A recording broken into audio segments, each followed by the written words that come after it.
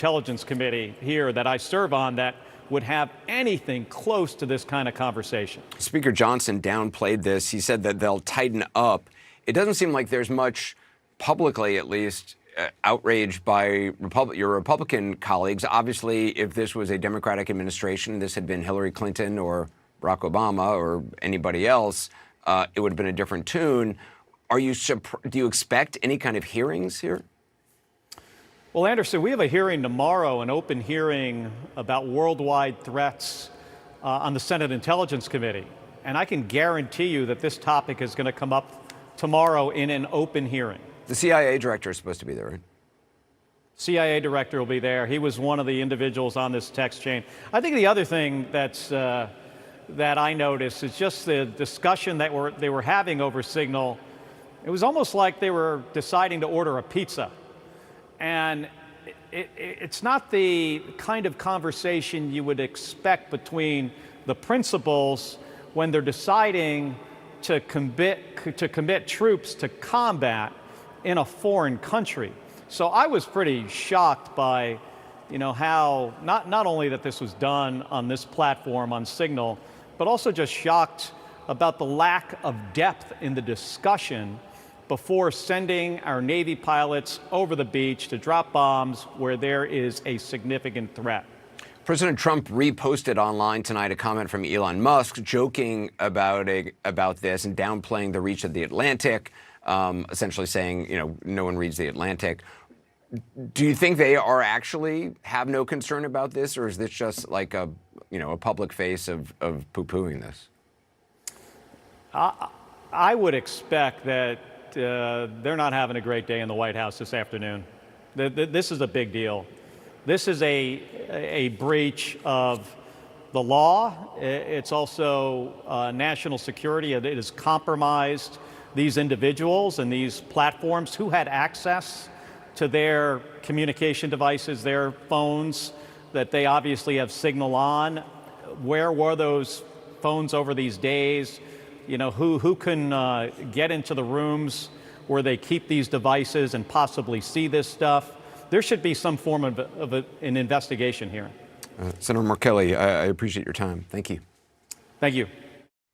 Joining me now, CNN senior political commentator, former senior advisor to President Obama, David Axelrod, and CNN global affairs analyst Brett McGurk, who served under 4 presidents, George W. Bush, Barack Obama, Donald Trump, and Joe Biden, most recently the White House Middle East and North Africa coordinator at the National Security Council during the Biden administration.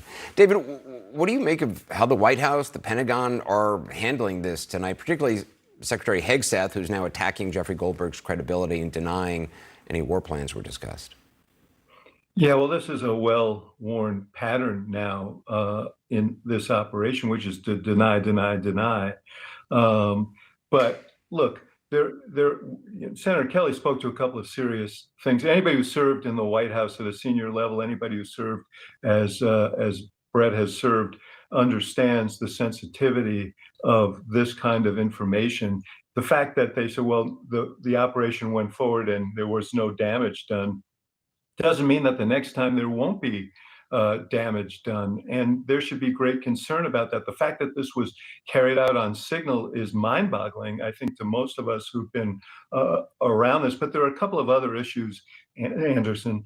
The Secretary of Defense was apparently circulating, despite what he says, war plans on Signal. And it goes back to how he became Secretary of Defense. The way that you became the thing that Donald Trump searched for in his appointees were, first, absolute loyalty to Donald Trump, and secondly, how you perform on TV. So that's how you end up with a guy who was a weekend host on Fox and Friends as the Secretary of Defense. Anybody at a senior level that I know in any administration, Republican or Democrat, would have known this is not right. This is not how I'm going to communicate this information. Secondly, thank God Jeffrey Goldberg was on this Zoom.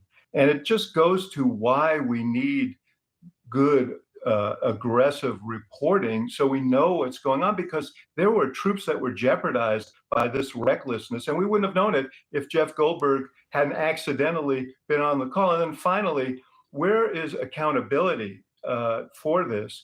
The fact that the Congress will be muted, apparently, because Republican congressmen and senators are afraid of challenging the White House on this. That is really alarming. And so from a public interest standpoint, there are a lot of questions here. Yeah, sure. I just want to point out it was a Signal chat, not a Zoom. Brett, as a former National Security Council official, how far outside the official process is arranging communications like this on a commercial app on Signal? Well, Anderson, I've helped coordinate strikes against the Houthis. I helped coordinate military operations. And on the one hand, I have to say that the operation against the Houthis is extraordinarily complex. And it's ongoing, I should point out also. As a military and intelligence matter. And frankly, the campaign that they are executing now was actually developed in the last administration. It's something we handed over. They're executing on it. I think CENTCOM is carrying out this campaign, from everything I can tell, with extraordinary professionalism and skill. And this is now just a massive distraction. Look, I don't know exactly what happened here, but there is no excuse whatsoever to have the timing and the targets of a military operation 2 hours before the operation commences on an unclassified system. That's just completely almost unheard of. Jamie Gangel, let me start with you because, I mean, honestly, as we were kind of ticking through this, I mean, it's hard to even know where to start. I know you have been talking to intelligence officials all day. What have you and they been zeroing in on? So I just want to say I've spoken to two very high-ranking former intelligence officials, both of whom worked for Republicans. And they both said that they were stunned, along with everybody else, that there is no defense that this could have happened and that someone should be fired. So let me just give you a couple of quotes. I asked, would you ever set up communication like this on a commercial app? Absolutely not. There's secure video conferencing. This is not the way it's done. Quote, they broke every procedure known to man about protecting operational material before a military strike. The lack of operational security and stupidity is just stunning. David Sanger. Well, it is, as Jamie and I were discussing before, you don't know whether to laugh or cry about this one, right? Yeah, there are plenty of other emojis we can put on the screen right, to underscore the degree of this. The laughter part is that an editor, great reporter known to us all, was mistakenly put on this list. Thankfully, he seems to be a very loyal American. Yeah, seems to be, and is. The cry part is, there is a procedure for this. There are these elaborate systems that the United States has spent billions of dollars to build over the years to deal with classified information.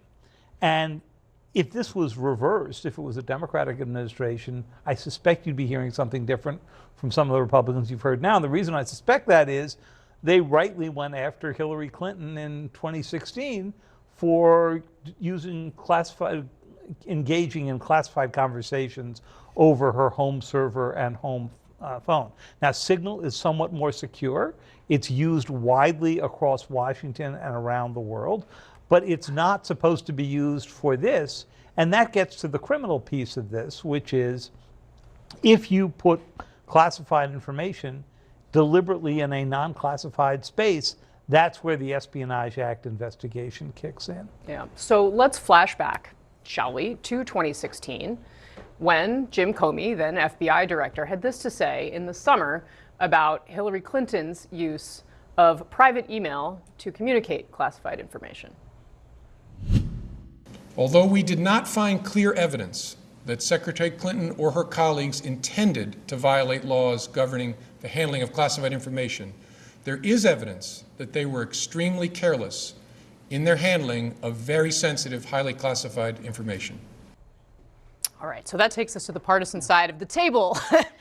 Governor Sununu, how do you, I mean, if you're a Republican now trying to defend this administration, I mean, how can you do it with a straight face? Well, I don't think anyone's defending what happened. I mean, to their credit, they're owning it. They came out and said this happened. And I think you bring up a good point. You have to figure out, why was Goldberg included in the first place? Is Signal appropriate? It's encrypted, but is an appropriate method? And what was put on there, right? In terms of not the validity, but the legality of what was put on there, should that have even been communicated at all? The best thing you can do in a situation, own it.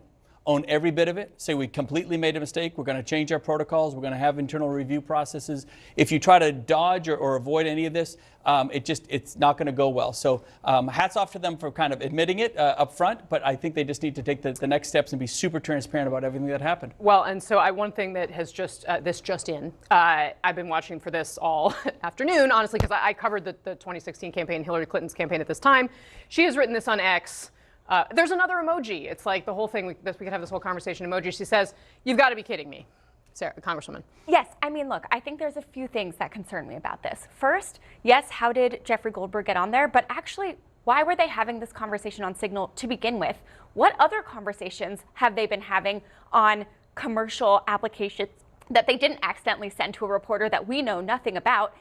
And thirdly, and most importantly, these kinds of operational details, I sit on the Armed Services Committee. We don't even get these kinds of this detailed level of operations until after the fact, because it is so important for our service members' safety that this is kept so tightly held. And so they are directly putting our service members at risk through this. It's not just some amorphous operational security. It is the people I represent in San Diego who are putting their lives on the line for our country, who they're treating this kind of information about with such callousness.